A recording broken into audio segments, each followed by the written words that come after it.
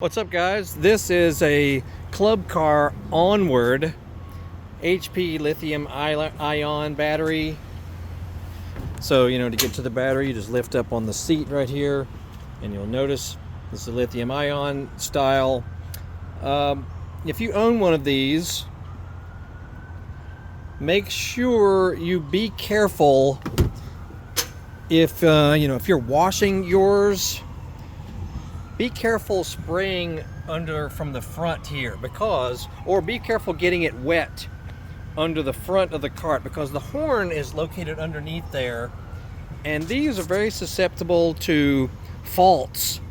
I know it sounds ridiculous, but if the horn gets excessively wet or muddy, you'll be driving the cart, all of a sudden it'll come to a stop, and you'll see on the display it'll say fault, and you're going, what the heck?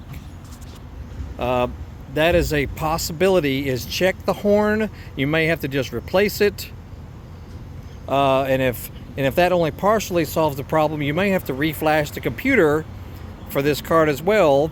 Most of your club car dealers can handle that, but yeah, be careful spraying water underneath the front of this particular model of cart.